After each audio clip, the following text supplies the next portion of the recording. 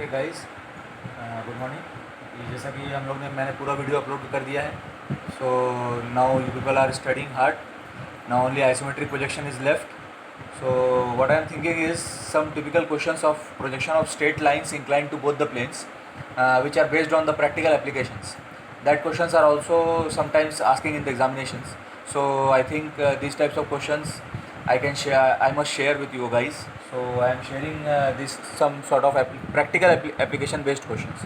Okay, these are not hard, but based on practical applications. So see this question: an object O is placed 1.2 meter above the ground and in the center of the hall. 8 meter, 6 meter, 4 meter high. Length, breadth और height दिया है room का. Determine graphically its distance from one of the corner between the roof and two adjacent walls. So now let us crack this question. From this statement it is clear that the room is 8 meter length, 6 meter breadth and 4 meter high. Okay, so if we draw this three-dimensional room, so see here it is 8 meter length and 6 meter breadth. So I have drawn this cuboid, this rectangle of 8 meter by 6 meter. Okay, and the height is 4 meter. So now from each corner 4 meter height, from each corner 4 meter height, and then again another rectangle. So this is the cuboid. Okay, this is the cuboid, or we can say this is the room of 8 meter, 6 meter and 4 meter height. Okay, so now what the question says, that an object O is placed 1.2 meter above the ground. So this is the ground, 1.2 meter above the ground. Now from where 1.2 meter above? And in the center of the hall it is written, and in the center of the hall. So if I join these diagonals, then I can find the center. From this center 1.2 meter, in 1.2 meter height there is an object O. Okay, now it is written in the question that determine graphically its distance from one of the corner between the roof and two adjacent walls. Okay, so this is one wall and this is one wall, so these are two adjacent walls. Okay, and corner between the roof. Okay, so this is the roof, so either this corner or this corner. So I have taken this corner. So from this corner and this point O, I can also join O and this corner. It is also correct. Okay, so these are the adjacent walls and this is one corner. So from this corner I have joined O. Now I have to draw the projection of this OC line. Okay, so now if I am seeing from front, so if you see from front, this point will look like this, it will match. Okay, if I look from here, then this will match. It is clear that in front view I can see the rectangle of 8 meter and 4 meter height. This is only seen, and in top view only this much is seen. Okay, that is of 8 and 6. So that is why in front view I have drawn 8 by 4 and in top view I have drawn 8 by 6. Okay, so these two rectangles I have drawn. Now if we see the center O in front also, so in front also it is seen in this, the center of this rectangle. Okay, the center of this rectangle, it is visible like this if we see from, because this length is not visible from front view, isn't it?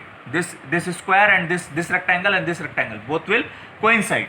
So this center O will look like the center of this rectangle O in the front view and at 1.2 meter height. So that is why I have done the center of 8 meter line.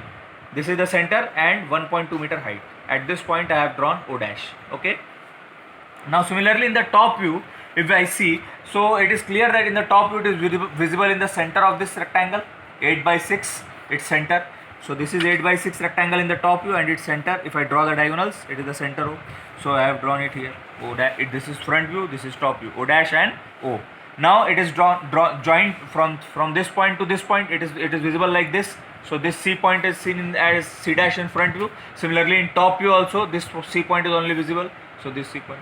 So this is C dash, this is C in top view. Okay, now the front view and top view both are available. Now I have to draw the true length. The true length is not known to us, so we have to remember the master diagram, which I have already uploaded the video in past video, you can see in my channel.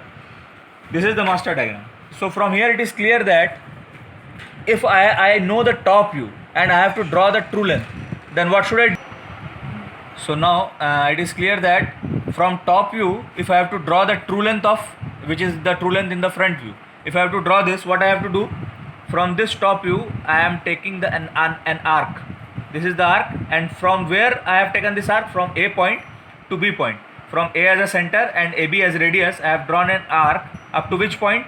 From where the A is started, this locus line number 2, this locus line number 2. Okay, up to here I have taken an arc, and from this point I have drawn a vertical line to locus line number 3, and this point will give me the true length, isn't it? This master diagram we already know. So here also, from this top view I have to draw the true length in the front view. Okay, so from O as a center and C as a radius, I am taking an arc up to point O. This only we have done up to point locus line number 2, isn't it? And from this point I have to draw a vertical line up to locus line number 3, that I have done, and this point is C1 dash. When we join O dash to C1 dash, we are getting the true length in the front view, and we are measuring this length because the true length is same in both the views. So I am measuring this O dash C1 dash, and from O I am cutting an arc to point number 4, locus line number 4, and there I will get C1, and when I will join O to C1, this will give me the true length in the top view.